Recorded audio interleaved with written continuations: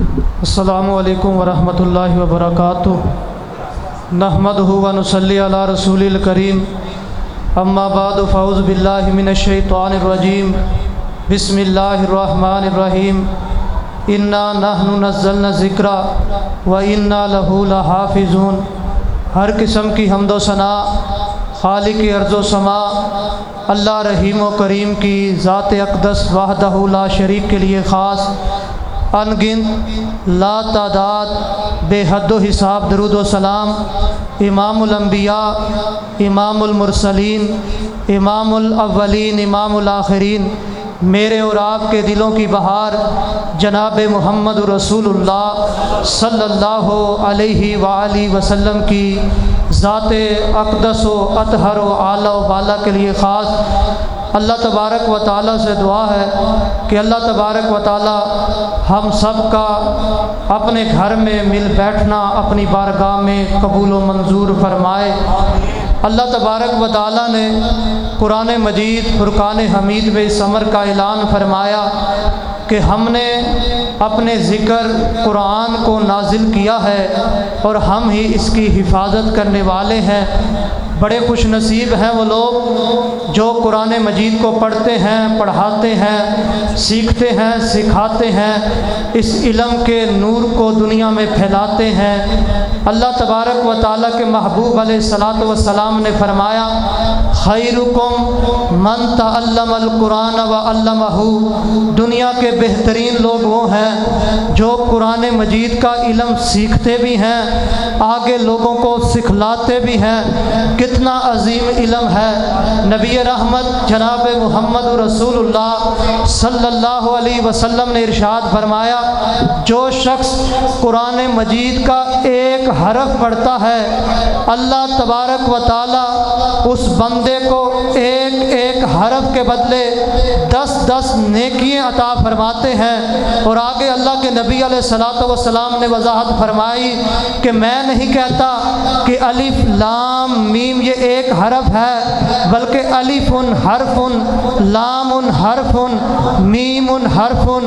الف الگ حرف ہے، لام الگ حرف ہے، میم الگ حرف ہے۔ جو بندہ الف لام میم پڑھتا ہے، اللہ عز و جل سبحانہ و تعالی اس بندے کو 30 نیکیاں عطا فرماتے ہیں۔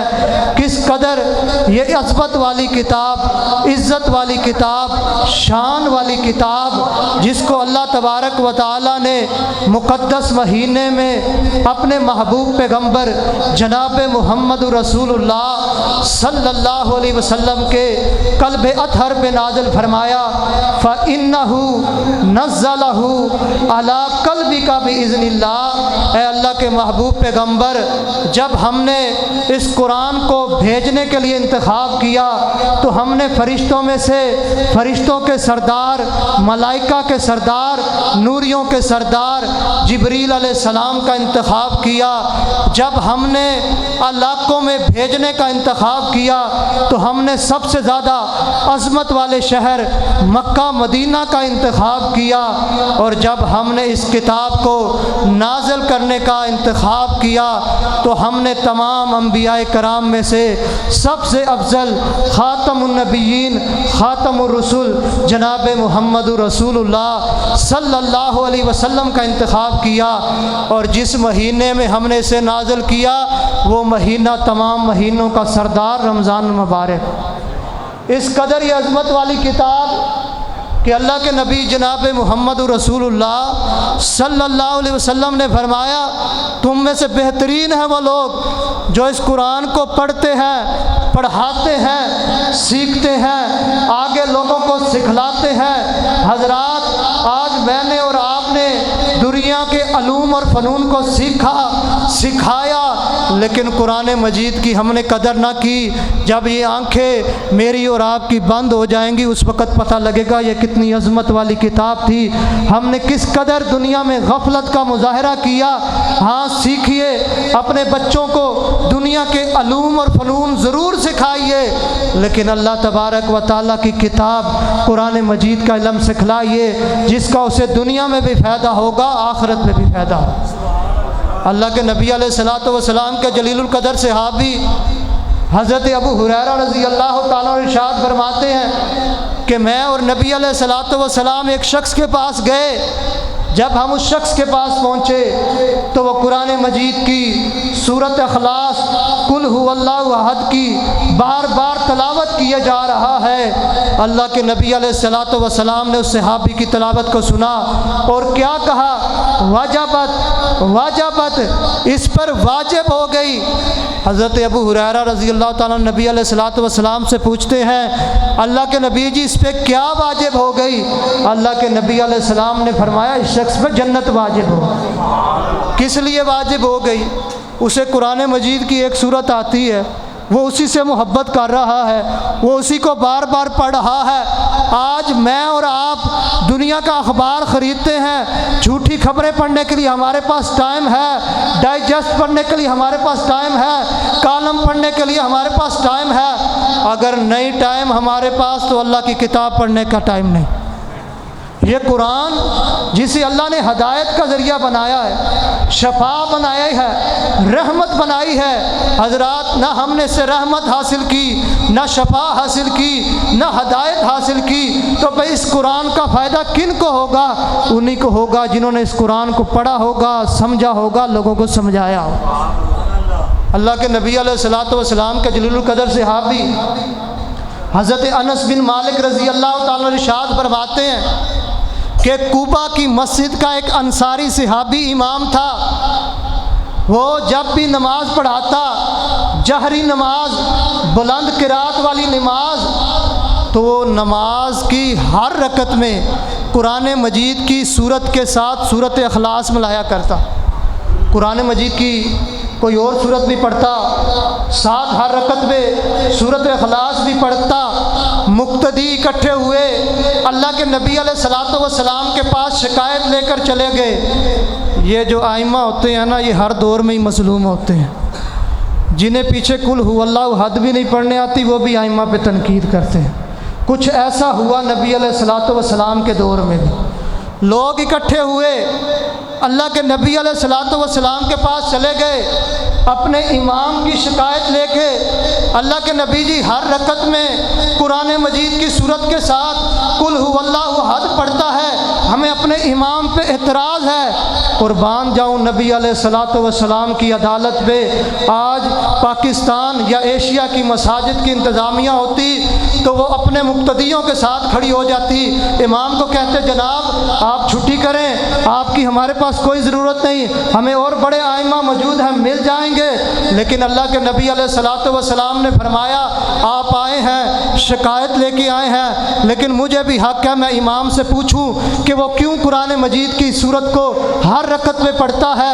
میں جب پوچھوں گا تمہارے سامنے فیصلہ ہو جائے گا، حق اور سچ پہ میں فیصلہ کروں گا. اللہ کے نبی علیہ الصلوۃ والسلام اس مسجد کے انصاری صحابی کے امام کے پاس آ جاتے.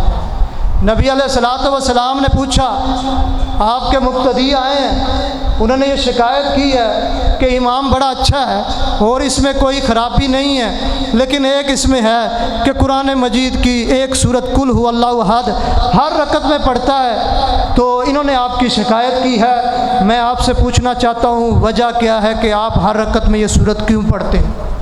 اس انصاری صحابی نے کہا اللہ کے نبی جی مجھے قرآن بڑا زیادہ آتا ہے، میں قرآن کی اور صورتیں بھی پڑھتا ہوں، لیکن قرآن مجید کی یہ صورت اخلاص ہے قل هو اللہ احد، مجھے اس صورت سے بہت زیادہ محبت ہے، اس لیے میں ہر رکعت میں نماز کی بلند اور جہری رکعت میں یہ صورت پڑھتا ہوں.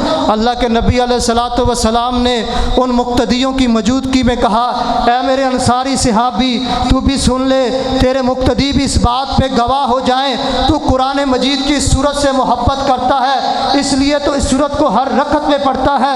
میں محمد رسول اللہ صلی اللہ علیہ وسلم اس بات کی ضمانت اور گارنٹی دیتا ہوں کہ اللہ تبارک و تعالیٰ نے تجھے اس صورت کی محبت کی وجہ سے جنت میں داخل کر دی ہے. کون سی صورت ہے؟ سورۃ اخلاص. آؤ قرآن مجید سے محبت کرو، قرآن مجید کو پڑھو، اپنے بچوں کو پڑھاؤ. ہمارا ایک اعتراض یہ بھی ہے کہ اب ہماری عمریں بڑی ہو گئی ہیں، ہمارے سے قرآن نہیں پڑھا جاتا. آپ دیکھیں بہت سارے ایسے ان پڑھ لوگ اس ہمارے معاشرے میں موجود ہیں جو ٹچ موبائل پڑھے لکھوں سے زیادہ تیز چلا رہے ہیں، جو ٹی وی پہ بیٹھے ہیں انہیں پتہ لگ رہا ہے کہ کیا خبر آ رہی، کیا چل رہی ہے، اخبار ان کے ہاتھ میں، انہیں پتہ ہے یہ سیاست کے بارے میں، یہ شوبز کے بارے میں، یہ کھیل کے بارے میں خبریں ہیں، ان کے لیے محنت کر کے تگ و دو کا کہ کسی سے پوچھ کے وہ تو پڑھ لیتے ہیں، اگر نہیں پڑھا جاتا تو اللہ کا قرآن نہیں پڑھا جاتا۔ مجھے بتاؤ کہ اللہ کے نبی علیہ الصلوۃ والسلام کے تمام صحابہ نے بچپن میں اسلام قبول کر لیا تھا؟ کسی نے 40 سال کی عمر میں اسلام قبول کیا، کسی نے 50 سال کی عمر میں اسلام قبول کیا۔ جس تک اللہ کے نبی علیہ الصلوۃ والسلام کی تبلیغ پہنچتی رہی وہ بوڑھا ہے تو اس نے اسلام قبول کر لیا، لیکن انہوں نے محنت کی، اللہ نے انہیں قرآن کا حافظ بھی بنایا، قاری بھی بنا دیا۔ حضرت عمر بن خطاب رضی اللہ تعالیٰ کے متعلق آتا ہے کہ حضرت عمر بن خطاب رضی اللہ تعالیٰ نے قرآن مجید کی سورۃ البقرہ 2.5 سال میں حفظ کی۔ صرف ایک سورت، عرصہ کتنا لگا؟ 2.5 سال، لیکن محنت کی، اللہ تبارک و تعالیٰ نے سورہ کا حافظ بنا دیا۔ اللہ کے نبی علیہ الصلوۃ والسلام ان قراء کی کس قدر عزت کیا کرتے تھے، کس قدر احترام کیا کرتے تھے۔ اللہ کرے ہمیں بھی یہ شرف حاصل ہو۔ آئیے، یہ قراء کتنے عزت والے ہیں، یہ ائمہ کتنے عزت والے ہیں۔ اللہ نے یہ عزت اس لیے بخشی ہے کہ یہ اللہ تبارک و تعالیٰ کی کلام کو پڑھنے پڑھانے والے ہیں۔ نبی علیہ الصلوۃ والسلام کے دور کے بڑے مشہور قاری حضرت ابی بن کعب رضی اللہ تعالیٰ عنہ، اللہ کے نبی علیہ الصلوۃ والسلام فرماتے ہیں، اے ابی بن کعب رضی اللہ تعالیٰ عنہ، میرا جی چاہتا ہے، میرا دل کرتا ہے کہ تو قرآن مجید کی تلاوت کرے اور میں قرآن مجید کی تلاوت سنوں۔ کیا ہم میں بھی کبھی یہ خواہش پیدا ہوئی کہ ہم اپنے بچوں کو کہیں کہ آپ بھی میرے سامنے قرآن کی قرات کرو؟ کسی قاری کی شوق سے قرآن کی تلاوت سننے کی ہم میں بھی خواہش ہوئی؟ اللہ کے نبی علیہ الصلوۃ والسلام نے کیا اور کتنی خوبصورت خواہش کا اظہار کیا۔ اے ابی بن کعب، میرا جی چاہتا ہے کہ آپ قرآن مجید کی تلاوت کریں اور میں محمد رسول اللہ صلی اللہ علیہ وسلم آپ کے قرآن مجید کی قرات کو سنوں، تلاوت کو سنوں۔ حضرت ابی بن کعب رضی اللہ تعالیٰ ارشاد فرماتے ہیں، ادب دیکھیے کتنا زیادہ ہے۔ اللہ کے نبی جی، میں آپ کے سامنے تلاوت کروں؟ میری کیا مجال ہے؟ آپ صاحب قرآن ہیں، اللہ نے آپ کے قلب اطہر پہ قرآن مجید کا نزول کیا ہے، میں آپ کے سامنے کس طرح قرآن مجید کی تلاوت کر سکتا ہوں؟ اللہ کے نبی علیہ الصلوۃ والسلام نے فرمایا، ابی بن کعب، مجھے یہ حکم اللہ تبارک و تعالیٰ نے دیا۔ ابی بن کعب رضی اللہ تعالیٰ پوچھتے، اللہ کے نبی جی، کیا اللہ تبارک و تعالیٰ نے میرا نام لیا ہے؟ جی ابی بن کعب، اللہ تبارک و تعالیٰ نے آپ کا آسمان پر نام لیا ہے کہ ابی بن کعب آپ کے سامنے میرے محبوب پیغمبر قرآن مجید کی تلاوت کریں گے اور آپ ابی بن کعب کی تلاوت سنیں گے۔ حضرت ابی بن کعب رضی اللہ تعالیٰ عنہ کی خوشی کی وجہ سے آنکھوں سے آنسو آ گئے۔ پھر اللہ کے نبی جی، کون سی تلاوت آپ کو سناؤں؟ اے ابی بن کعب، اللہ نے کہا ہے کہ ابی بن کعب سے سورۃ بینہ کی تلاوت سنو، لم یکن الذین کفروا کی تلاوت سنو۔ حضرات، اللہ کے نبی علیہ الصلوۃ والسلام نے حضرت ابی بن کعب کی کتنی عزت کی کہ اپنے سامنے بٹھایا، ان کی قرات کو سنا۔ کتنی عزت اللہ تبارک و تعالیٰ نے کی۔ آسمانوں پر اگر کسی کا نام لے کر کہا گیا، اے میرے محبوب پیغمبر آپ تلاوت سنیے، تو ابی بن کعب سے سنیے۔ سننی بھی کون سی ہے؟ سورۃ بینہ کی سننی ہے۔ وجہ کیا ہے کہ حضرت ابی بن کعب قرآن کا قاری ہے۔ اللہ نے بھی عزت کی، اللہ کے محبوب پیغمبر نے بھی عزت کی، اور اللہ کے نبی جناب محمد رسول اللہ علیہ وسلم نے فرمایا، اقرأ القرآن فإنہ یاتی یوم القیامہ شفیعا لاصحابی۔ اور میری امت کے لوگوں، قرآن مجید کو پڑھا کرو، کل قیامت کا دن ہوگا، یہ قرآن اپنے پڑھنے والے کے حق میں اللہ تبارک و تعالیٰ سے سفارش کرے، اور اللہ تبارک و تعالیٰ اپنی اس مقدس بابرکت کتاب کی سفارش کو قبول کر کے اپنے بندے کو جہنم سے بچا کے جنت کا حقدار بنا۔ اور ایک حدیث میں آتا ہے، آئیے جو لوگ یہ کہتے ہیں ہم قرآن نہیں پڑھ سکتے، ہمیں قرآن پڑھتے ہوئے دقت ہوتی ہے، دشواری ہوتی ہے، مشقت کا سامنا کرنا پڑتا ہے۔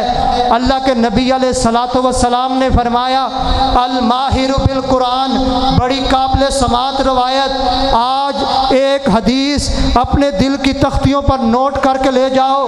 حضرات جو قرآن اچھے انداز میں پڑھتے ہیں ان کے لیے بھی اس حدیث میں بشارت، جو قرآن کو پڑھنا چاہتے ہیں، مشقت کا سامنا ہے، تکلیف کا سامنا ہے، اٹکن کا سامنا ہے، ان کے لیے بھی اس حدیث میں نبی علیہ الصلاۃ والسلام نے کیا بشارت سنائی ہے۔ اللہ کے نبی علیہ السلام نے فرمایا الماہر بالقرآن، جو بندہ قرآن کا ماہر ہے، قرآن کا قاری ہے، بہترین انداز میں قرآن پڑھتا ہے، کل قیامت کا دن ہوگا، اللہ تبارک و تعالیٰ اسے اپنے معزز فرشتوں کا ساتھ نصیب فرمائیں۔ اور وہ بندہ جو بندہ قرآن پڑھنا چاہتا ہے، اٹکن ہے، رکاوٹ ہے، مشکلات ہیں، دشواریاں ہیں، ان کے لیے اللہ کے نبی علیہ السلام نے کیا فرمایا لہو اجرتان، ایسے بندے کو اللہ تبارک و تعالیٰ ڈبل اجر عطا فرمائیں۔ ڈبل اجر کیسے عطا فرمائیں گے؟ ایک جو اس نے محنت کی قرآن کو پڑھا اس کا اجر، دوسرا جو اس نے قرآن پڑھنے کی وجہ سے مشقت اٹھائی، اللہ تبارک و تعالیٰ نے اس کی مشقت پر بھی اسے اجر عطا۔ آؤ اپنی زندگیوں میں قرآن مجید کو لے آؤ۔ اللہ تبارک و تعالیٰ نے اس کتاب کو ہدایت بنایا ہے، اللہ تبارک و تعالیٰ نے اس کتاب کو شفا بنایا ہے، اللہ تبارک و تعالیٰ نے اس کتاب کو رحمت بنایا ہے، اور اسی لیے اللہ تبارک و تعالیٰ نے فرمایا وَلَقَدْ يَسَّرْنَا الْقُرْآنَ لِلذِّكْرِ فَهَلْ مِن مُدَّكِرٍ۔ اور دنیا کائنات کے لوگوں، جس مرضی زبان میں آپ جا کے دیکھو، پنجابی بولنے والے ہیں تو وہ بھی قرآن مجید کے حافظ ہیں، پشتو بولنے والے ہیں ان میں بھی آپ کو قرآن مجید کے حافظ ملیں گے، سندھی بولنے والے، بلوچی بولنے والے، افریقی بولنے والے، انگلش بولنے والے، فارسی بولنے والے، ہر زبان میں آپ کو قرآن مجید کے حافظ ملیں گے۔ کس لیے؟ اللہ تبارک و تعالیٰ نے فرمایا وَلَقَدْ يَسَّرْنَا الْقُرْآنَ لِلذِّكْرِ فَهَلْ مِن مُدَّكِرٍ۔ ہم نے قرآن مجید کو آسان بنایا ہے کوئی جو اس قرآن مجید سے نصیحت حاصل کرنے والا بن جائے؟ اللہ تبارک و تعالیٰ سے دعا ہے کہ اللہ تبارک و تعالیٰ مجھے اور آپ کو اس قرآن مجید سے سچی اور پکی محبت کرنے کی توفیق عطا فرمائے۔ جو کچھ میں نے آپ کے سامنے بیان کیا ہے اللہ تبارک و تعالیٰ مجھے اور آپ کو اس پر عمل پیرا ہونے کی توفیق عطا فرمائے۔ وما توفیقی الا باللہ۔